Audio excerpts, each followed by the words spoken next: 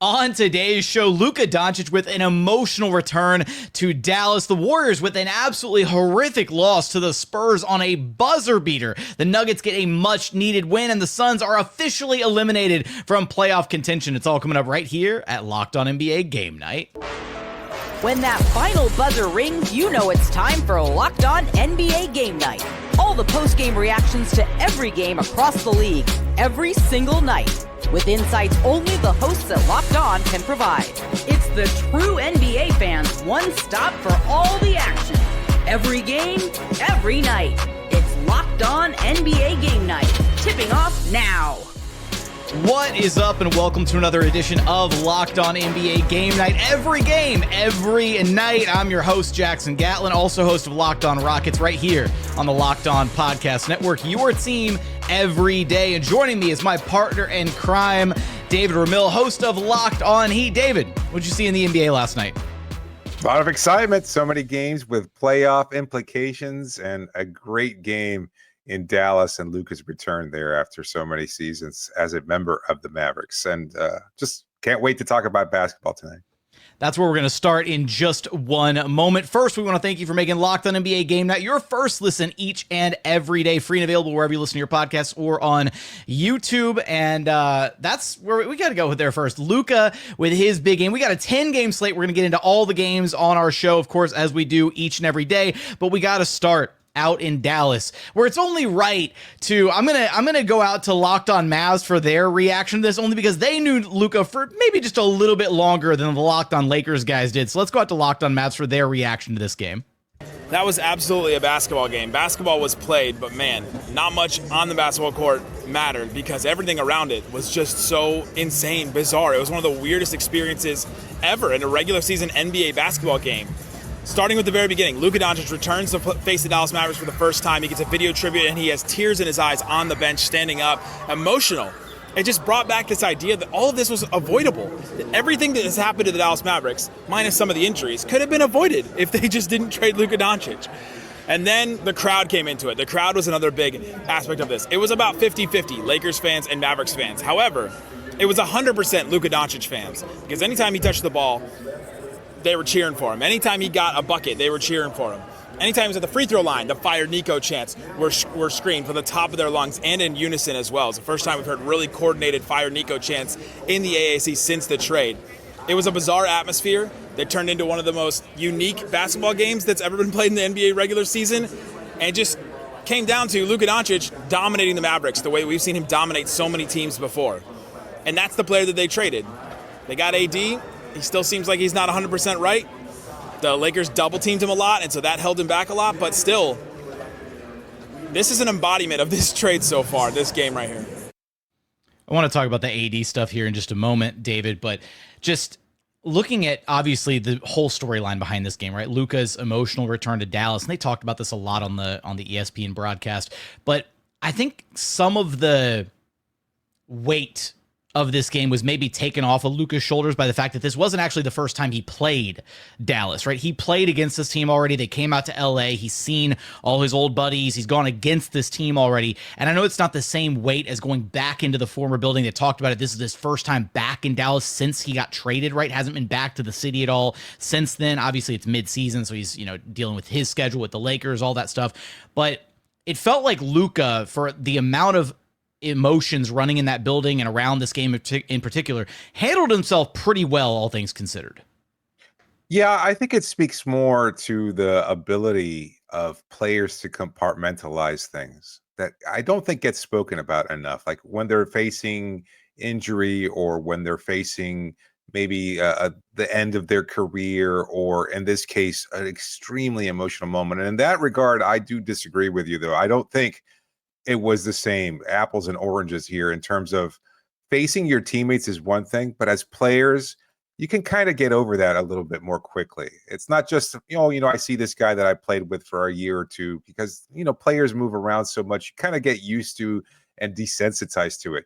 But to go back to that arena, the arena in which he was the star for so many years, where he had so many memories, to see the ushers, the people sitting by the locker rooms, to see the security people, whomever you might bump into, front office people if you left on good terms, so many of those familiar faces has to bring about incredible emotions.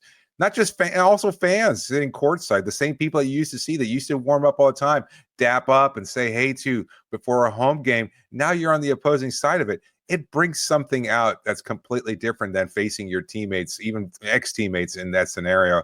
And then to see that video, in all my years, and I'm talking decades now of watching basketball, I have never seen anything like it. It was such an incredible experience. And to Nick's point, perhaps one of the most unique games in NBA regular season history. To see that kind of incredible emotional outpouring from Luka, that he was so overcome. Like, I just covered the Jimmy Butler return to Miami, completely different storylines, and I'm not going to really compare them. But look, he had incredible moments, the Orlando bubble, the NBA finals, great playoff battles with all these guys. And what did he do as they played a tribute video for him after 6.5 great years here? Nothing. No reaction whatsoever.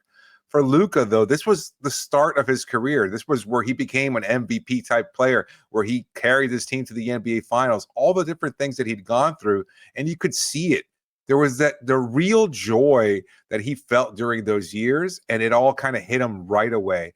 And then to see that performance, again, to me, he was just able to kind of either harness those emotions or compartmentalize them in a way where they wouldn't affect him. And he had an incredible performance, just one of the best performances I've seen. No, absolutely. And to your point about all of the different things you just listed out, but also this was the team that he thought he was really probably going to spend his whole career with, right? There's very few like lifers in today's NBA. So many star players move around and eventually you get to a point where maybe there's a wedge in your career and you just feel like you need a trade, you need a fresh change of scenery, whatever. And very few players in today's NBA are going to be lifers. It's a kind of a dying breed. Luka felt like he was going to be one of those guys to follow, to be able to, have Dirk pass him the torch and take on that role for the Dallas Mavericks, the face of the franchise, and then to kind of have all of that with all the other emotions tied in. You're absolutely right. Just a insane game from him. 45 points, 16 of 28 shooting to go along with 8 rebounds, 6 assists, 4 steals. I wonder if at any point he was, eyeing the crowd, looking for Nico Harrison, trying to make eye contact with him, lock eyes as he's knocking down some of those ridiculous step back threes that he's known for. Let's hear what Locked On Lakers had to say about this one as well. Zany Kamenetsky co-hosts Locked On Lakers podcast, and the Lakers get a 112-97 win over the Mavericks in Dallas. A very emotional return for Luka Doncic, who was visibly tearing up during a really well done pregame video by the Mavericks. A very effective return for Luka Doncic, who put up 45 points on 16 of 28 shooting. He hit 7 threes, and it was a very, frankly, weird return for Luka Doncic, who was technically the enemy in this game, but was cheered loudly every time he touched the ball and got a standing ovation at the end of the game once he had checked out for good, having destroyed the home team. Again, just nothing like this I've ever seen before. Plus, the Lakers clinched a top 6 seed. No play-in this year. Woohoo! For more Lakers coverage, make sure you're watching Locked On Lakers on YouTube and listening wherever you get your podcasts. David, you had the chance to, I'm assuming, had the chance to cover LeBron for a little while during his stint with the Heat. How often is it, Nick brought this up at one point during the game on social media, how often is it that LeBron is just a complete afterthought in a game? Because there were, it's got to be exceedingly rare that LeBron is not one of the main talking points of a matchup or a game or whatever. And in this one, complete afterthought. We've made it through a whole segment, and LeBron didn't pop into my head once, and very little on the broadcast. It was all Luka 24/7 in this one. It's never happened. It's in my recollection. Either it's a storyline that he's manufactured or a way of kind of generating something, or something well deserved in terms of actual on-court production, or maybe even something historically statistical of importance. But to the story here, this is a weirdly emotive game at the end of the NBA regular season, where everybody's kind of checked out, or maybe some teams are kind of just figuring out what to do in the postseason. It's almost always about that. But this was just such a weird emotion. And look, Nick brought up a great point in his short there. The idea that this could have all been avoided, even now, months after the shocking trade, we're still kind of hung over by this fact, because it just didn't feel like it was necessary. It just seems like such a bad decision. It might go down as one of the strangest weirdest and poorest choices in NBA transactional history. There were literally points in this game where, don't let the final box score fool you, 112-197. This was actually a weirdly competitive game between the Lakers and Mavericks. Like, the Mavs didn't really at any point feel like they were that far out of arm's reach of being competitive. And you do that on a night where Anthony Davis really struggled, only 13 points on 5 of 13 shooting, largely kind of uninvolved at times in the game. I don't know. We talk about the emotions involving Luka in this. Think about AD. I mean, AD didn't expect to be traded away from the Lakers. I mean, he probably largely thought he was one of the two untouchable pieces with him and LeBron and trying to manufacture a playoff contending team around those two guys. So this might have had some emotions, weighing in from Anthony Davis's side of things. But, I caught myself at points in this game thinking, David, man, this Mavs team would be so good if they had a guy like Luka Doncic leading the squad. They've got all the right ancillary pieces and everything. And lo and behold, Nico Harrison had some other plans. But coming up, the Warriors with an absolutely horrific loss to the Spurs, and the Suns officially eliminated from the playoffs, as well as the Nuggets getting a much needed win in the post Michael Malone era. We're going to get there in just one moment.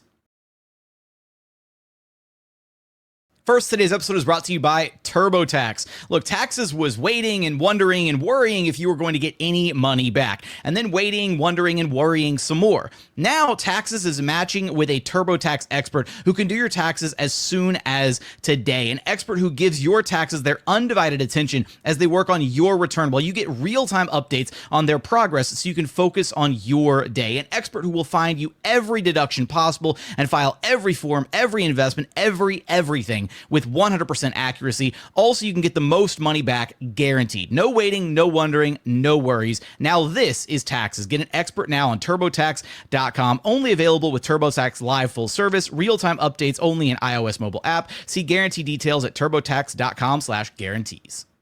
Today's episode is also brought to you by Prize Picks. Baseball season is in full swing, and there's no better way to get in on the action than with Prize Picks, the best place for daily fantasy sports. With Prize Picks, you pick more or less on at least 2 player projections, and if you're right, you can win up to 1,000 times your cash. Whether it's strikeouts, RBIs, or first inning runs, Prize Picks keeps every game exciting. This week, I'm picking Jose Altuve for more than 1 home run and Jeremy Pena for more than 1 stolen base. It's really that simple. Setting a lineup takes less than 60 seconds, and you gotta take advantage of the Taco Tuesday promos that they run, where PrizePicks offers discounts on select player projections for even more value. Download the app today and use code LOCKEDONNBA to get $50 instantly after you play your first $5 lineup. That's code LOCKEDONNBA for $50 instantly after you play your first $5 lineup. PrizePicks, run your game. And continuing on here at Locked On NBA Game Night, we thank you for making Game Night your first listen each and every day. For your next listen, go check out the Locked On show for your favorite team. Maybe it's Locked On Heat with David. Maybe it's Locked On Rockets with me. We've got plenty of shows out there for you to go check out. Let's get out to our next game of the night, where the Warriors suffer an absolutely horrific loss with serious playoff implications at the hands of the San Antonio Spurs. Let's go to Locked On Warriors for more. No way the Warriors just lost that game in that fashion.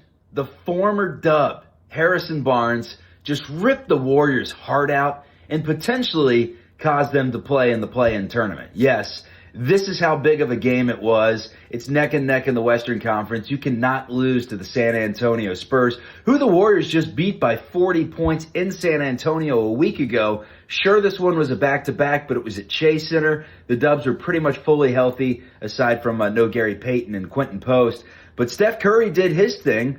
Unfortunately, the late stages of the game just involved a lot of Warriors turnovers, where they were trying to force feed Steph the ball instead of making the easy play. The Spurs turned it into points the other way. And when it came to crunch time, it was just San Antonio who outplayed Golden State. Warriors got off to an 11-0 start in this game. You thought they'd potentially cruise. They were up 13 points, their largest lead of the game, with about 30 seconds left in the first quarter. And then, boom, at that point, Spurs take over. Third quarter, Warriors take back over. They're cruising entering the fourth, up double digits. And then San Antonio claws back again, and they make the final play at the final second.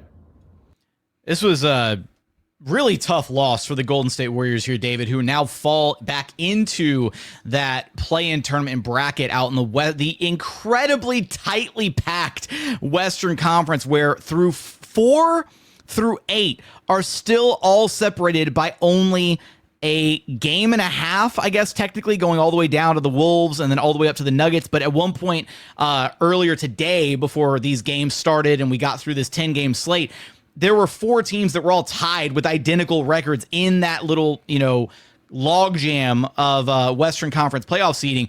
This is a really tough one to lose if you're the Warriors against a team that you absolutely should have beaten on paper. Yeah, it's a really tough loss, but to me, watching this game, it kind of speaks to some concerns that I have about the Warriors. As good as they've been, and as much as you can point to the impact that Jimmy Butler's had, a lot of it felt, as he attested to in his video, saying that the Warriors were kind of trying to feed Steph the ball. And it's part of the problem with what I've seen from Jimmy over the last couple seasons in his career in Miami is that he's not nearly as aggressive, certainly not during the regular season, but even in the playoffs, there are moments where he kind of wanes and isn't necessarily the impactful player that you expect him to be. And I'm seeing that still play out in Golden State, where you're kind of just trying to feed Steph. Who else is going to step up alongside him if he's not necessarily hitting 50% of his shots from three-point range? He struggled from 3 a little bit. He did his thing for the most part, but yet having to go to him all the time as your savior, it's not necessarily the most effective way of beating a team. And San Antonio, to their credit, were really challenging the Warriors, and they had something to prove, trying to play spoiler at this stage in the season. But I think it kind of speaks to an overall larger problem about Golden State and why they might not be legitimate contenders despite the hot start after the trade deadline. Yeah, I was actually really impressed with some of the Spurs youngsters, right? They've kind of got this recipe kind of down to a science, some ethical tanking, if you will, here by the San Antonio Spurs, where they just they'll keep a game close, whatever, and then they'll let the kids kind of drive the bus down the stretch of a game. And aside from Harrison Barnes knocking down the game winner, the buzzer beater there at the end, it was the kids running the show, right? It was Steph Castle, it was Keldon Johnson out there, Devin Vassell, they were the ones handling the workload down the stretch of this game. And I was really particularly impressed with Steph Castle, his control of the game at the end, had a beautiful dime to Keldon Johnson under the bucket to tie or put the Spurs back ahead by 2. I forget, near at the tail end of this one. But on the Warriors side of things, you're absolutely right. Like, you look at the makeup of their team, right? First off, you're not getting scoring from Draymond. You might get like a one-off game where Draymond has 15 or 20, and that's a cherry on top of a sundae if you get that kind of performance from Draymond Green. But you've got Steph, you've got Jimmy. Those are going to be your 2 leading scorers. Where are they going to get the rest of their offensive production, right? They've got a lot of unproven guys up and down this roster that they're going to have to rely on in the postseason if they want to make any kind of a run this year. Absolutely. You got Moody, who struggled tonight mightily. Podzinski, he struggled as well. Kuminga. These are all unproven commodities. I'm not sure what kind of production, if they're going to step up. That's the hope. And maybe Jimmy turns it up for the playoffs as he has in the past, but he's also older now. And I think part of the reason why he was unhappy with his role in Miami was that he didn't want to have to carry the team as consistently. And so I'm not quite sure who's going to be able to produce at such a high level that could translate into actual victories for Golden State. But I'm not convinced that they're going to be able to find the kind of production they need alongside what Steph is going to give them. Let's go ahead and get out to our next game, where the Nuggets getting a win against the Sacramento Kings. Let's go out to Locked On Nuggets for more. Denver Nuggets beat the Sacramento Kings 124-116 in a must-win game off the heels of Calvin Booth and Michael Malone being relieved of their duties. David Adelman gets his first win as the interim head coach for the Denver Nuggets. Nikola Jokic, 33rd triple-double on the year, but something Dado Adelman does, he influx a new energy into the team. Jalen Pickett gets another start today, has his best game of the year with 18 points. The Denver Nuggets, they continue to hold serve. Right now, them and the Clippers tied for the 4 or 5 seed. The last 2 games of the season are going to determine a lot for the Denver Nuggets as they get ready to head into the playoff. But Nikola Jokic may be with one of the best quotes that you will ever see. The beast is most dangerous when it's vulnerable. Sounds like the Nuggets is coming for your pockets. That is one hell of a quote. I will absolutely attest to that. Very solid work by Cam. What do you make of this whole Nuggets coaching situation, like getting rid of your GM at this stage in the season, when GMs have to do all this research and everything ahead of the draft, and this is arguably like the most important 2 or 3 month span for any GM, in the association. So I understand that, but from an on the court perspective, David, what do you make of them getting rid of Michael Malone? Like I can't make heads or tails of it at this stage. And look, yeah, they're undefeated now in the David Adelman era, but you cannot sit here and try and convince me that they are better off this postseason without Michael Malone running the show. There's no way. Yeah, no, I think it's a way of trying to get those younger players that Malone wasn't giving those minutes to and testing them to see what they're capable of, not just over the last few games of the regular season, but once they get their first taste of playoff basketball, because you have to be able to assess them properly. And they weren't going to get that opportunity under Malone because they just weren't going to get the playing time. He was going to give those minutes to Russell Westbrook instead. And that's the I think that's what led to the decision to fire him in the first place. I understand that perspective. You have to be able to assess the talent that you have, because you have to go into the offseason knowing whether or not these players are worth keeping or how you value them, or even showcasing them for a potential trade down the road. But it just also seems like a short-sighted decision to fire Malone as you're entering the playoffs, because he probably gives you your best chance or your best opportunity of being able to go on a deep playoff run, given his experience, given how we've seen him make adjustments and understand what he can get out of this roster. So I don't like the choice. I like Malone. I thought he was a fine coach. I know there were warts there. No coach is perfect, but he guided them to a finals championship.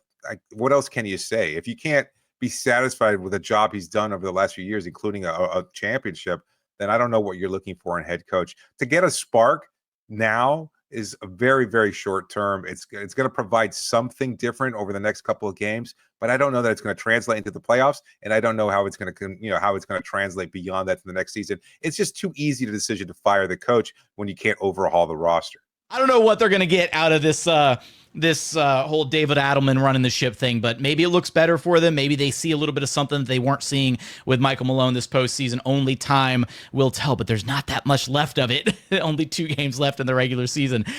Coming up, the Suns season is officially over. The Jazz win in overtime against the Blazers in a battle of rookie bigs and the rest of our 10-game slate. We're going to get there in just one moment. First, today's episode is brought to you by DoorDash. NBA fans, get ready. They swoosh, you save. Thanks to Dash Pass, every time a player drops 50 or more points in a game, you score a huge deal the very next day. It's simple. When any player scores 50 or more in a game during the 24-25 NBA regular season, Dash Pass members get 50% off an order, up to $10 off the next day from noon until midnight. Look, after you see an epic 50-point performance, celebrate by ordering wings, pizzas, burgers, whatever you want from your favorite spot, delivered straight to your doorstep the following day. Just take advantage of this awesome offer. Maybe you're hosting, a watch party the following day, whatever. You can dive in so many different ways with this DoorDash offer. So go check them out. Sign up for Dash Pass and be ready to save. When any player scores 50 or more in a game, Dash Pass members get 50% off an order the next day, up to $10 off. Just use promo code NBA50 from noon until midnight after a 50-point game on eligible orders at participating merchants. Must have an active Dash Pass account. Terms apply. Visit DoorDash to learn more. And final segment here at Locked On NBA Game Night. We've got 7 games left of our 10-game slate, and this is where David and I play shoot, drive, pass for the remainder of our games. Shoot if you got to take about a game, drive if you want to ask a question about a game, and pass if there's not really much more to add. So let's go out to our first game where the Suns season is now officially over, courtesy of the OKC Thunder. Suns season is mercifully over in what has been one of the hardest seasons to watch of my life. I'll take that back. The hardest season I've ever had to watch or cover in my life. The Phoenix Suns season that has been on life support for weeks now. The Oklahoma City Thunder, that being the proverbial doctor pulling the cord officially on the Phoenix Suns season. And we can talk briefly about this game. A tale as old as time. Suns were up 10-plus points in this game, couldn't hold on to the lead, couldn't hold on to what seemed to be a potential move on to the next game. We'll see what they can do, but that's not what we're focused on anymore. We're focusing and turning our attention to the offseason. The future of Kevin Durant, the future of Bradley Beal, and heck, man, potentially even the future of Devin Booker. Everything is on the table, whether you like it or not, and the NBA offseason is just weird. Nothing is easily predictable. So the Suns season has come to an end, and it is one of the most disappointing seasons in NBA history. Thunder win this game. They had no SGA. They had no Isaiah Hartenstein. They were missing a bunch of key guys. They still won pretty easily, 125-112 final score. Suns still no Kevin Durant. He's basically done for, shut down for the season. Booker put up 20. Beal added 25. This Suns team's looked pretty broken for a while. Dave, what you got? Shoot, drive, or pass? I'm going to shoot, and I'm going to go with a strange take here, but I'm actually not concerned about the Suns. Like, I know that the hangover of what we just all experienced, and you could tell that from his take on it, but, it was a difficult season. They went for it. They've gone for it for a couple seasons now. They thought this would work. I think we're all surprised that it didn't work. I know you could point to the roster construction and the warts there, but they went for it. And their future, I think, is going to be brighter. I think they're going to hire Taylor Jenkins as their next coach, fire Mike Budenholzer because he's not right for this rebuild, and they're going to have to go through a rebuild.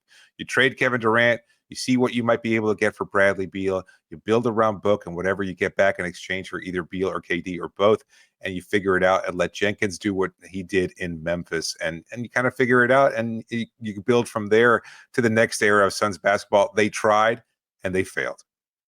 Taylor Jenkins in Phoenix. I like it. That is a bold prediction. I'll take that. All right, let's get to our next game here. Chicago Bulls getting the 119-111 win over the Miami Heat, much to David's chagrin. David, walk us through what happened in this one. Too much Josh Giddey. He was fantastic tonight, a triple-double. He's really good, and it just shows the kind of pace with which the Bulls have played. They're actually a good team. That's my take. I'm shooting now. I'm early on. Looking at the Bulls and what they've accomplished since the trade deadline, they've actually improved in many regards. The pace at which they play, the way Giddey he's turned into a really great player.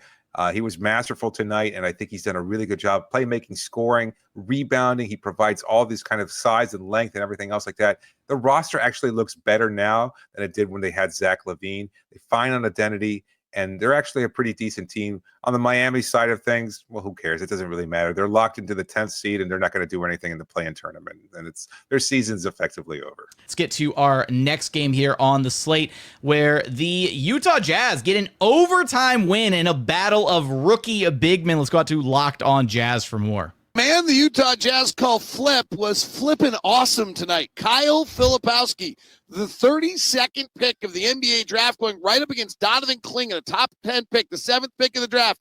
And Kyle Filipowski finished the night with 30 points, 18 rebounds, 5 assists, 3 steals, and a block shot tonight, hitting 2 of 5 from 3, going 13 of 17 overall. Clearly the best player on the floor. He leads the Jazz fourth quarter comeback when the Jazz for only the second time all year in 54 chances came back from behind, trailing going to the fourth quarter.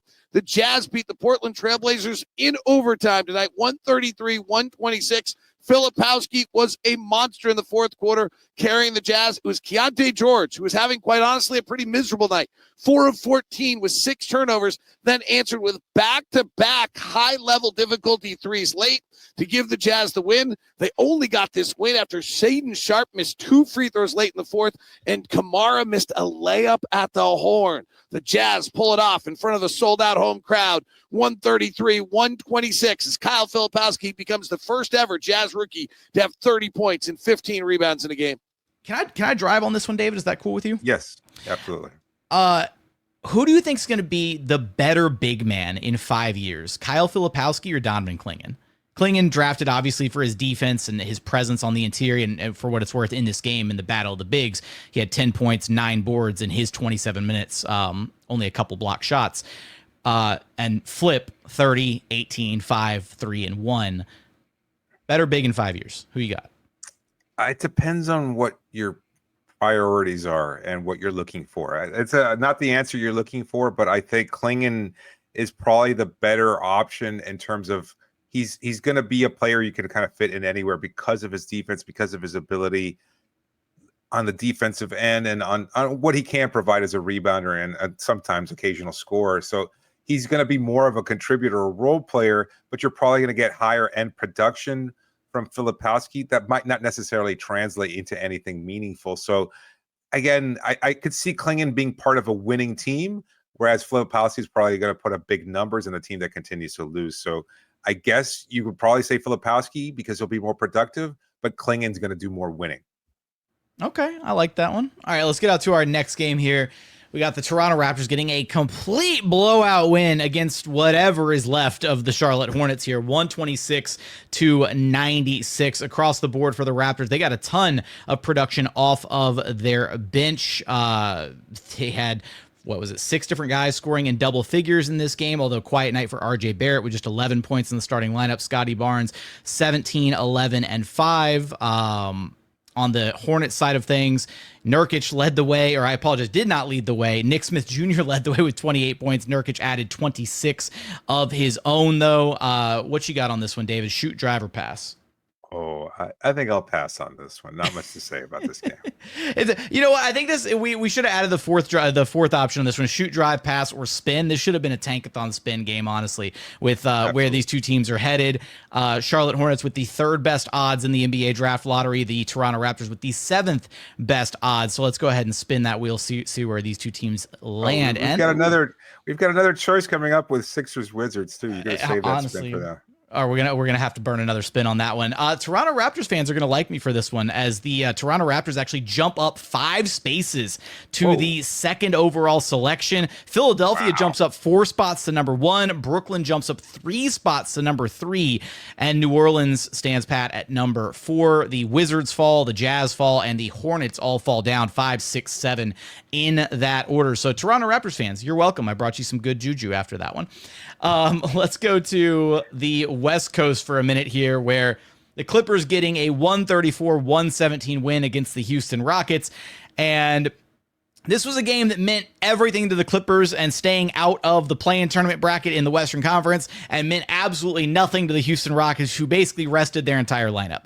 Jalen Green showed up and kept his played game streak alive. He played 15 minutes and basically did cardio in the first half of this game, and then he was literally wearing his street clothes on the bench after halftime. So he went back, got iced, and came back out wearing his street clothes.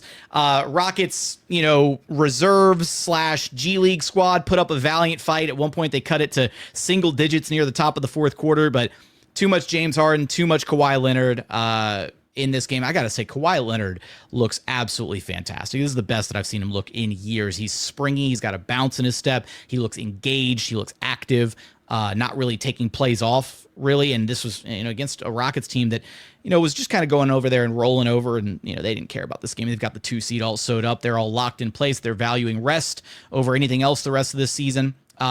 Shoot, drive, or pass, David, what you got on this one? I mean, we've talked about the Clippers so much this season, but I feel like we've got to talk about them again. They're going to be a dangerous team, and nobody wants to face them in the West. I think as much as this season has been so weird and inconsistent for so many teams, the Clippers have been sneakily and quietly really, really good and consistent and they've got some great coaching. They've got experienced players. They've got a good cast there. As long as they can stay healthy, they're going to do some damage in the playoffs, and they might wind up with home court advantage early on in the playoffs too. So we'll see what happens. They very well could. Those last couple games of the season for the Denver Nuggets and LA Clippers will ultimately decide who's walking home with that final home court advantage spot in the Western Conference, although we could be barreling down, another Nuggets Clippers all-time playoff matchup, so that might be a ton of fun as well, just depending on who gets home court. And, well, I don't know, there's a bunch of other moving pieces in the Western Conference. Nothing is set in stone yet in the West. It's all going to be decided the final day of the regular season. Let's go out to Orlando, where the Magic get a win against the very much resting all of their key players, Boston Celtics. Let's go out to Locked On Magic for more. This is Philip Rossman-Reich, the host of Locked On Magic, as the Orlando Magic defeat the Boston Celtics 96-76, clinch the Southeast Division, clinch the 7 seed with 2 games to go. The Orlando Magic are locked in and will host a play-in game here at the Kia Center. The Boston Celtics obviously didn't have all their players back-to-back. They rested a lot of guys. They sat a lot of guys. Something to be expected for a team that is locked in their playoff position. There's no reason to push them. And the Magic largely took care of their business on the night. That was just very, very sloppy. But That's not the message of the game, and that's obviously not the message of the day. The Orlando Magic have not had the season they want. They're the first ones to admit it. They're the first ones to say that there's been a lot of ups and downs in this year and a lot of things that they struggled to overcome. Their injuries are a big part of the story. Jalen Suggs, Paolo Banchero, and Franz Wagner played only 6 games together. But through it all, they found a way. They found a way to still win the division. A small goal, but an important one for a franchise that does not have many division championships. A small goal for a team that has only won consecutive division championships when they've had their best players. Shaq and Penny in 1995 and 1996. Dwight Howard in 2008, 2009, and 2010. The Orlando Magic can add another name to that list with Paolo Banchero and Franz Wagner winning now in 2024 and 2025. It is a small thing. It is not the end goal. It is not something that we're going to pop champagne for. There's nary a water bottle thrown in the locker room, it seems. But the Magic did do something. They stayed resilient. They stuck with themselves. They still found a way to accomplish something. And now they'll have a chance to get into the playoffs and the play-in tournament next week on their home court. All right, David, shoot, drive, or pass. What you got for me? I'm going to shoot on this one. I think they're going to lose in the play-in tournament to the Chicago Bulls, who will get past Miami and get past, and they'll get past the Magic. They'll get past the Hawks, and the Magic will drop to the 8th seed and face the Cleveland Cavaliers in the playoffs. Ooh, and probably get decimated by the whoever's in that 8th seed is going to get absolutely both. Let's be real. The 7th and 8th seeds are basically about to get just destroyed by the Cavs and Celtics. It's going to be either straight up sweeps or a gentleman's sweep at worst. If honestly, it'll be a miracle if whoever's in 7 and 8, when it's all said and done in the East, takes 2 games off of either of the 2 teams at the top. I don't think it happens, but that should be considered a success in and of itself. Let's get out to our final game of the evening. One more Tankathon spin coming your way in just a moment. The 76ers getting the 122-103 win against the Washington Wizards. Jeff Doughton Jr. with a 30-piece off of the 76ers bench, 11 of 15 shooting, 4 of 7 from downtown. And then more or less a series of pedestrian games across the board for the Wizards. A lot of their starters and key contributors, their young bucks, kind of, some quieter-ish games. Only 12 points for Bub Carrington, 12 points for Alex Sarr, 13 for Keshawn George. Nothing crazy to really write home about. So, David, I'm guessing shoot, drive, pass. We're skipping our 3 options. We're going straight to spin on this one, correct? Let's go to spin, baby. All right, spin, baby, spin. Let's go. Let's see what we got here.